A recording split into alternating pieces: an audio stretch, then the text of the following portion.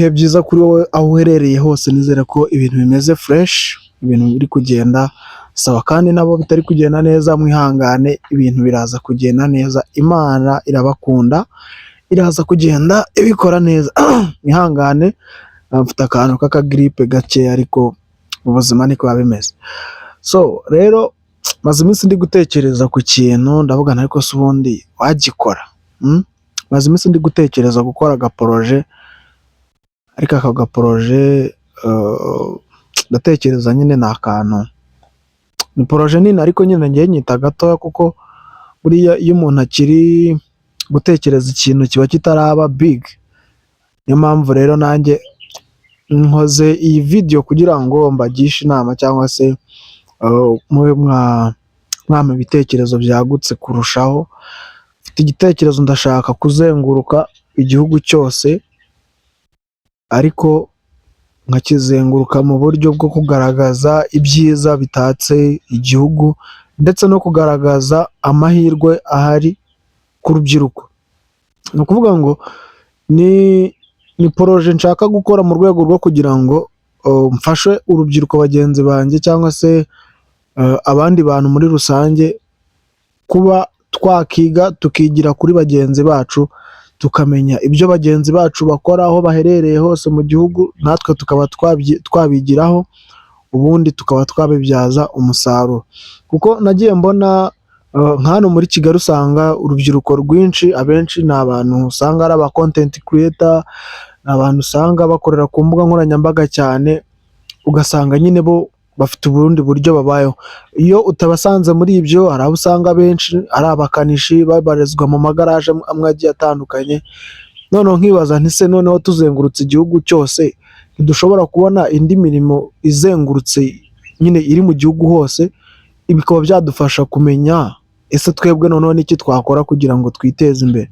Urabona ko muri iyi minsi u Rwanda ni igihugu kiri gutera imbere umunsi ku munsi.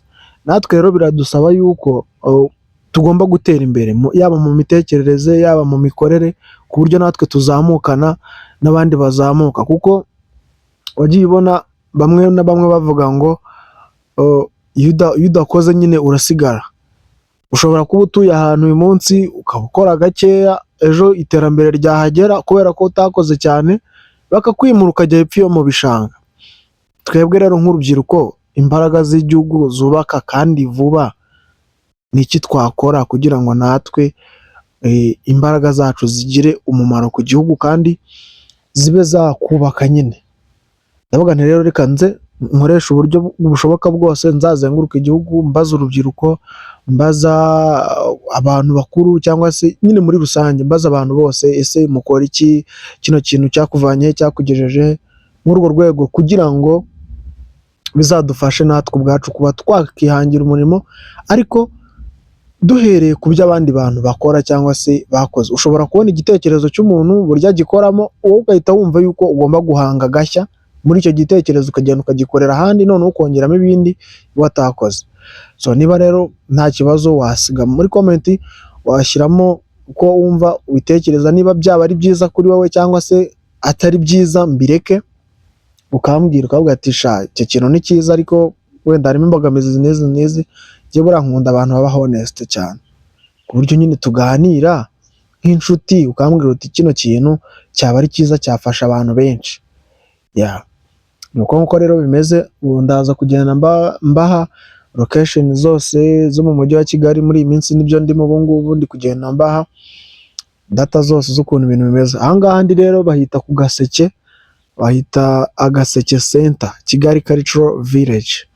Ni ahantu heza cyane ushobora gusura, ukahasanga ibikoresho byinshi byinshi byinshi bijyanye n'umuco nyarwanda. Harimo ibintu byinshi nyine, imitako yo mu nzu, amakadire, harimo amacumu, harimo ibintu byinshi bijyanye n'imitako yo mu nzu nyine, ariko bya kinyarwanda. Wabisanga aha ngaha rero, uzahasura urebe ukuntu bimeze, urebe ko nawe hari ikindi kintu ushobora kuhungukira, kuko haba hari n'abandi bantu baje gusobanuza ibintu bijyanye n'amateka, ibintu nk'ibyo ngibyo biba bihari hano.